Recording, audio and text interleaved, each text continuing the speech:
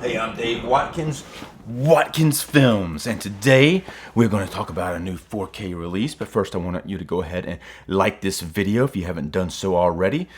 Now, this Halloween season's going by even quicker than even I expected, but I've been getting lots of horror movies in. I hope you are as well. And if you haven't, maybe you could watch some of my reviews to kind of get the Halloween spirit going. So, this is a recent 4K UHD release from Severin Films, Cemetery Man. The Italian title is an Italian film, but the Italian title is Della Morte dell'Amore. And we're going to talk a little bit about that title and what it means later. The film is directed by Michael, or he's an Italian director, Michele Soave. Now, he also directed a couple other Severin releases, The Sect and The Church. And both of these are, well, I really like The Church. This is the first time I'm watching The Sect. I watched it recently. I may do a video talking about it later. It's not, I don't like it as much as the other films. Now, as you can see, this is just a standard release. If you go directly to the Severin site, you can get, this is Opera, but you can get a box set version of Cemetery Man off of there, where it actually says on the cover, Della Morte dell'Amore, and it's got a booklet in there like this opera. Unfortunately, I didn't do that. I should have, but I didn't. It would have cost just a little bit more money, maybe like $15 more than this. But anyway, yeah, this is what I ended up with. But this is still good. It's just not as impressive as the box. I would actually like to have the box for The Church as well, but I don't. It's fine though. So Cemetery Man stars Rupert Everett. He plays a character who is a kind of a caretaker of a cemetery, and at night, sometimes the dead come back to life, and he has to kill them by shooting them in the head. Shooting them in the head like takes them out. And this is something that looks to be going on for a while. He has a sidekick who helps him. Who looks to be mentally disabled. The character's name's Nagi, and I'm going to attempt to pronounce the actor's name. Francois Haji Lazaro. So Francois Haji Lazaro, but he plays Nagi. He's kind of a big dude, and he's mentally disabled, and he can only say nah, nah, something like that. He kind of makes type of noises for most of the film. So he helps him kill the zombies or take care of getting their bodies back in the ground and whatnot. So as you can imagine, this type of lifestyle is not very healthy. He doesn't get much sleep, and he seems to be kind of on the edge of sanity. And as the film goes on, he has a hard time differentiating between reality and fantasy. And as a viewer, sometimes you do as well. You don't, but I think most of what we see on screen probably happens. Now, this is a dark comedy, and it is a dark comedy horror film, and it's fairly entertaining. I saw it the first time a long time ago. I don't know how long ago. Probably it's been a while, but I do have a DVD copy of it as well. But I think I saw it on maybe HBO back in the day, and I enjoyed it the first time. I did enjoy it more upon this viewing. It is that you do have to kind of put your mind in a certain way, because it is a very absurd film, and it is very surrealistic in some parts. There's another main character played by Anna Felici. She's a Finnish Italian model and actress. She actually plays 3 characters in the film. 2 of them die, and 1 of them doesn't. But the first one, and they may really all be the same character, maybe, if it is kind of a figment of his imagination. Now, I'm going to drop spoilers for this movie, but it's going to be light at first. I'm going to talk about the ending later on. But right now, so the first one, the first character she plays is a widow of a really older guy. She's fairly young, probably in her 20s, and she married to probably someone who looks to be in his 80s or 90s. And she's a widow, and she's burying the guy who he knows he's going to come back at night, but she comes there at night, and she's kind of fallen in love with the main character. The main character played by Rupert Everett, named Francisco Del Morte. Now there's a scene. There's a scene like where they have sex on her husband's grave, and it's fairly gratuitous sex scene, and you see lots of the actress, especially her boobs, which are quite nice. But it's very I like the scene, but when what happens there, they're doing that, and then the husband comes back to life, and he bites her, and then he thinks that she's dead, so he ends up shooting her, thinking that she's dead and come back to life. But later on, it turns out that she wasn't dead because she comes back to life another time. I think that kind of starts this kind of trend where he eventually starts to shoot live people, but that's not before he talks to Death twice in the film. The first time Death talks to him, and he says that he should stop killing the zombies because they belong to Death.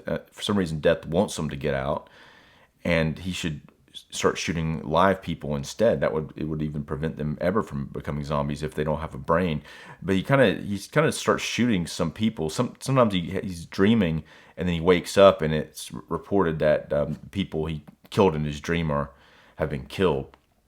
But so the Della Morte is the character's name. Della Morte Dellamore. Now Della Morte in Italian means of death, where Dellamore means of love and of death. Now those are two separate themes that are conflicting in a way in the film, and it's sort of like of death. He's dealing with death, and to kind of take the edge off of all this bleakness, to feel the feeling of love, it's not necessarily love. He thinks it's love, but it's more of that infatuation feeling that kind of just, it makes you feel very much alive, much more alive than normally. And so it's kind of that feeling that is being explored that takes the edge off of all the dreariness. But then he loses that, and then it makes him more depressed than he was before because he felt this feeling, but now it's gone. But the actress does show up as two other characters. In both times, he falls in love with them in absurd ways. I'm not going to go into the full details on that type of stuff. And it is an interesting way of exploring his eventual, what seems to be a downward spiral of violence. In a hilarious way, when he kills people, the chief inspector always clears him. He has a very light motive. He comes in and he's a very light alibi, and he kind of explains his way out of it, very like not even hardly trying, and the guy just believes him. And so it's kind of an absurdist comedy when it comes down to those type of scenes. I'm eventually going to talk about the ending, but before we get into that, let's just talk a little bit about this transfer here. We're going to look at the disc first. There's not a reversible slipcover, unfortunately. I would have liked to have seen the Della Morte Dellamore cover that's on the other release, but there is a 4K and a Blu-ray. This one, it has a feature and extras on it, and this one just has the features. I think it has a little bit of extras on it as well. The transfer looks very nice. It's very well done. It looks a lot better than. And a little bit about the transfer. It is a director-approved 4K scan from the camera negative, and it all looks very clean. Now this movie is the art direction in this film is fantastic. Just right away when in the first scene, he walks outside and the cemetery is lit up with these candles. There's just so much depth to everything, and all of that's really pulled out even better with this 4K transfer. You see on the faces, you see a lot of sharpness, a lot of clarity, and it's very well done. I think I recommend it just for the 4K transfer alone. But I guess you have to kind of like this film to begin with. It may not be for all taste because of the comedy aspect of it, and a lot of it may not make sense, but it is a lot of fun. Now the film is based on a novel called Della Morte Dellamore, and which led into like a comic book series. Like it's fairly popular that I'm not really familiar with, but it's called Dylan Dog, about a paranormal investigator who is the character is in the comic book is drawn based on Rupert Everett. I guess kind of a homage to the Dylan Dog comic, and they cast Rupert Everett in this part, which is kind of similar to Dylan Dog, but not really. He's not really a detective, but it does seem to segue into a possible Dylan Dog scenario at the end of it. They did make a movie called Dylan Dog based on it, but apparently it's not very good. It stars Brandon Routh, and apparently it sucks from all I've read about it. I had never seen it, but it does seem like a cool idea. I would like to see it done right. So let's look real quick at the end of it. So at the end of the film, he talks to Death one more time, and he says he's quitting. And then he gets in his car, and he takes Nagi with him, and they drive. They're getting out of town. They're leaving. They've never left town before. And when they get into this tunnel, they go through the tunnel, and then they slam on the brakes, and the road just ends. It's kind of like a Truman Show moment in a way, because the world just ends right there. And they're sitting there on the edge of the world, and Nagi has hurt himself, and he comes out, and he thinks he's dead, and he's going to come back as a zombie. He's about to shoot him, and then he changes his mind. But then Nagi wakes back up, and somehow at that point, Nagi speaks clearly for the first time in the film, and then the main character speaks like Nagi has, by just saying "nah" or whatever the word is that he says. So they reverse there. So I'm not exactly sure what that means exactly, but that is what happens at the end. And I listened to the director commentary on that part, and that he just confirmed that they have it switched places. Anyway, let's go ahead and rate this thing. Now, I'm going to rate the film. Well, I'm going to rate the 4K transfer a 5. I think they did a terrific job on it, and the presentation here is good. I'm going to rate this probably 4. If I had the box set, if I had the box, I'd be like, this is a 5. The film itself, I'm going to rate it a 4. I liked the film. I liked it the first time I saw it. I have probably a better appreciation for it now. I think I did try watching it. First time I saw it, I really liked it when I got the DVD. It was probably like 10 years ago. I didn't like it as much. I think I watched it with somebody who they weren't really feeling the absurdity of it, and I kind of being sometimes like if I watch movies with other people and I have this empathetic thing going on, I start to kind of take their vibes of the film, and the fact that they don't like it, it kind of makes me kind of not like it, and so but anyway, this time I watched it by myself, and I liked it again. I thought it looked terrific. I'm going to give it a 4.